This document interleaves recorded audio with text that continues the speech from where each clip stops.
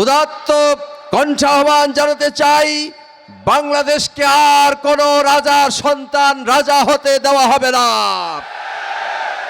গণতন্ত্রের ধারা সুষ্ঠু ধারায় বাংলাদেশ পরিচালিত হোক, এটাই আজকে বাংলাদেশের মজুর, তাঁতি, চাষি, কৃষক, ব্যবসায়ী, মাস্টার, ডাক্তার, ইঞ্জিনিয়ার, পণ্ডিত সকলের প্রত্যাশা। আজকের এই জনসভা নীলফামারী 2 আসনকে এই মেসেজ দেবে, আমরা অন্যায়ের বিরুদ্ধে, সন্ত্রাসের বিরুদ্ধে, দুর্নীতির বিরুদ্ধে একত্রিত হয়েছি। আপনারা কি নীলফামারী জেলাকে দুর্নীতিমুক্ত করতে চান? চাঁদাবাজ মুক্ত করতে চান? সন্ত্রাস মুক্ত করতে চান? তাহলে বাংলাদেশ জামাত ইসলামীর মনোনীত প্রার্থী এবং 11 দলীয় জোটের সমর্থিত প্রার্থী অ্যাডভোকেট আল ফারুক আব্দুল লতিফকে ভোট দিয়ে জয়যুক্ত করতে হবে। আমরা কি এ ব্যাপারে একতাবদ্ধ হয়েছি? আমরা ঘোষণা করছি আজকের এই মাঠ থেকে, এই মাঠ ইসলামী আন্দোলনের মাঠ, এ মাঠ মজলুমদের মাঠ।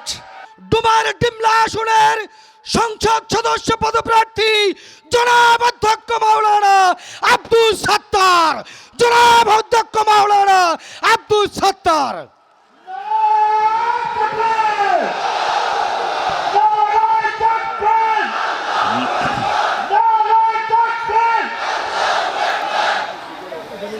আসসালামু আলাইকুম ওয়া রাহমাতুল্লাহি ওয়া বারাকাতুহু। নীলফামারী সদর আসনের আজকে বাংলাদেশ জামাত ইসলামীর মনোনীত 11 দলীয় জোট সমর্থিত প্রার্থী অ্যাডভোকেট আল ফারুক আব্দুল লতিফের ডাকে আজকের এই জনসভার সম্মানিত সভাপতি, আজকের প্রধান অতিথি মজলুম জননেতা, বৃহত্তর রংপুরের কৃতি সন্তান, আমাদের প্রাণপ্রিয় নেতা জনাব এটিএম আজহারুল ইসলাম,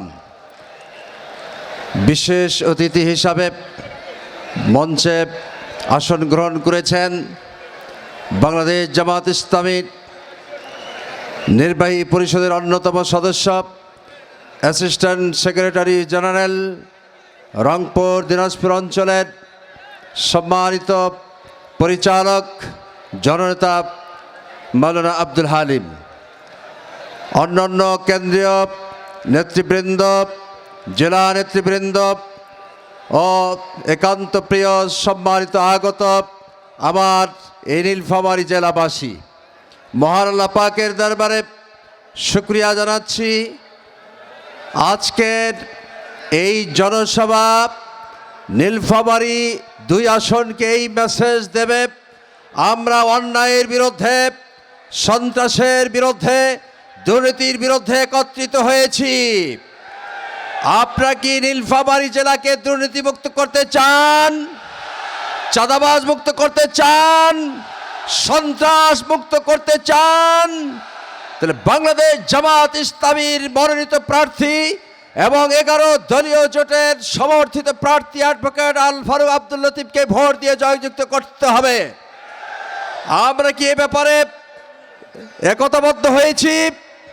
আমরা ঘোষণা করছি আজকের এই মাঠ থেকে, এই মাঠ ইসলামী আন্দোলনের মাঠ, এ মাঠ মজলুমদের মাঠ।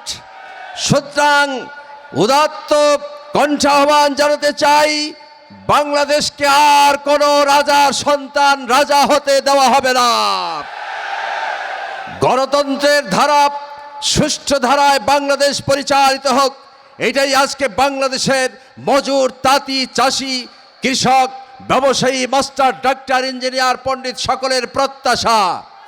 সংগ্রামী বন্ধুগণ, আমরা আজকে উদাত্ত আহ্বান জানাতে চাই, আগামী দিনের বাংলাদেশ হবে সন্ত্রাস মুক্ত বাংলাদেশ, আগামী দিনের বাংলাদেশ হবে দুর্নীতিমুক্ত বাংলাদেশ, আগামী দিনের বাংলাদেশ হবে ন্যায় ইনসাফের বাংলাদেশ, আগামী দিনের বাংলাদেশ হবে দাঁড়িপাল্লার বাংলাদেশ।